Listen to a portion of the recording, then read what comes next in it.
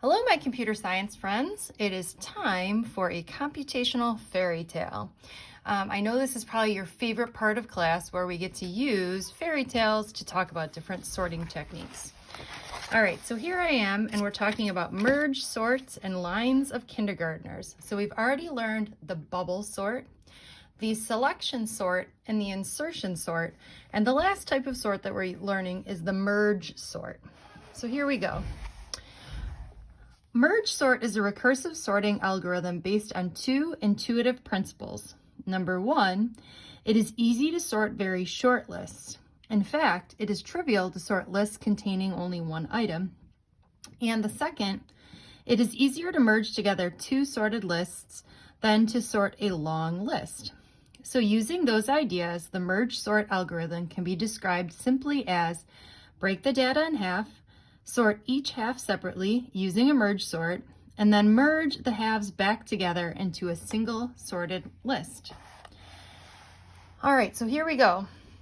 Anne continued along the coast towards the city of New Atlantis.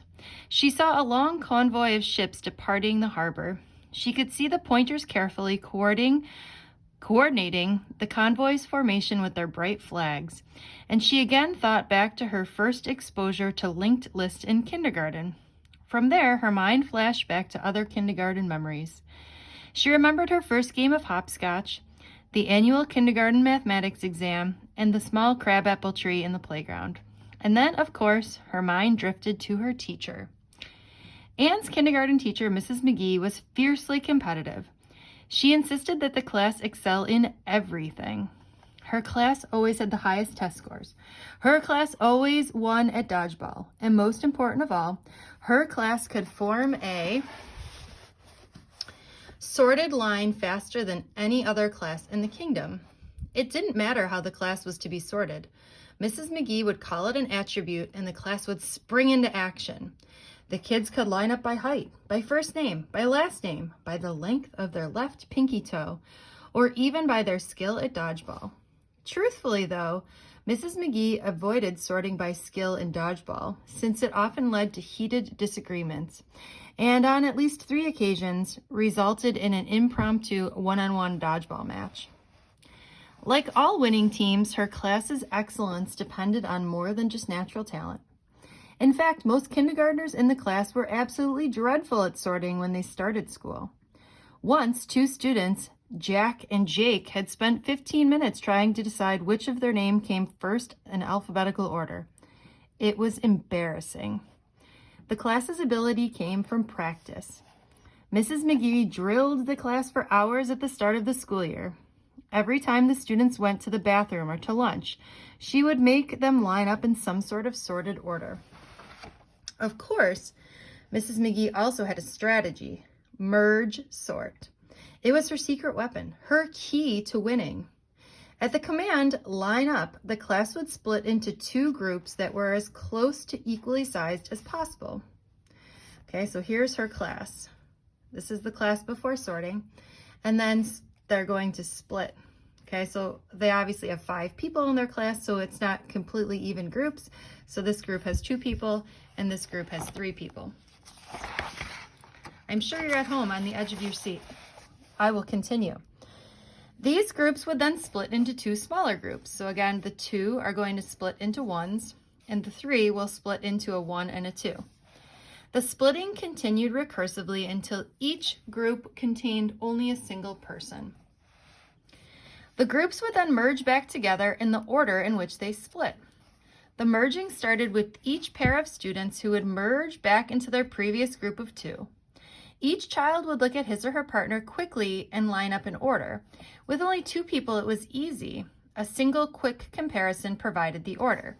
So if we look back over here, this person has got a 5 and this person has a 2. So when they try to figure out the order, it's easy. We know that 2 comes before 5. After the groups of 2 were made, the kids would merge into a larger group. Again, merging was simple. You only needed to compare the 2 kids at the front of the 2 lines. The child with the smallest value had to be one of the first 2 kids because the lines were sorted, Or, as Mrs. McGee would say, if you aren't at the front of the line, then you can't come next. So stand still and wait your turn. So the first two kids would compare, and then one would step forward.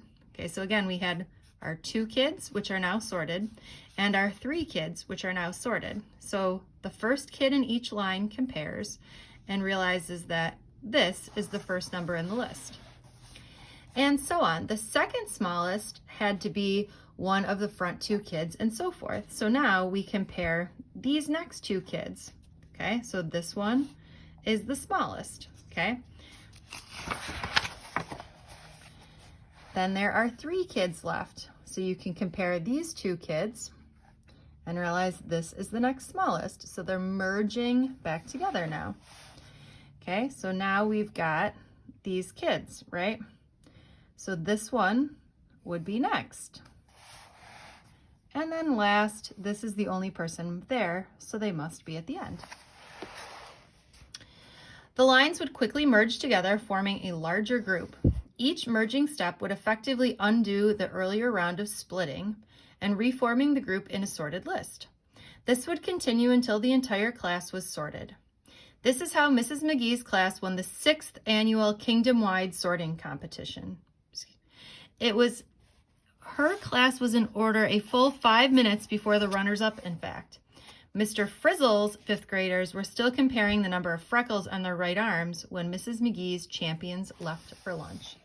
So the merge sort is really great if you are trying to sort a large group of numbers. I've got one more quick fairy tale for you. When we talk about what happens if you don't have a large sort of numbers.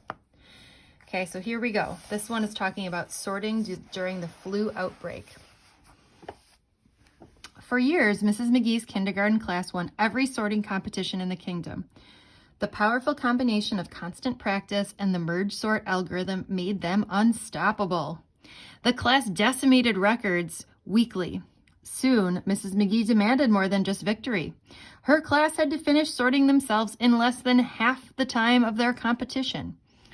The only true victory was total domination.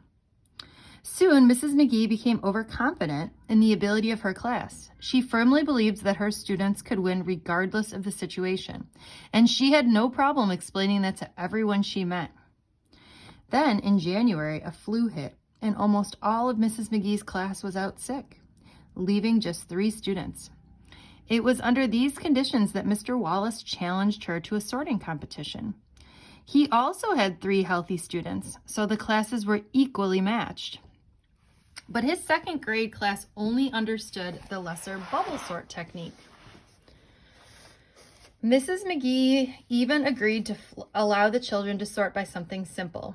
After only a moment's thought, Mr. Wallace suggested shoe size. As soon as the moderator shouted go, Mrs. McGee's class split into 2 groups. The one group that had 2 students and the other group that only had 1 student. The merge sort had begun. By contrast, Mr. Wallace's students looked at each other. Billy and Sue did a quick comparison of their heads and swapped places. And all 3 were now in the correct order. "No!" wailed Mrs. McGee as she realized what had happened. But it was too late. The competition was over. So again, the merge sort is really great if you have a lot of numbers, but if you only have a few numbers, then one of the other sorting techniques would be more helpful. All right. Grab your notes and let's take some notes on the merge sort.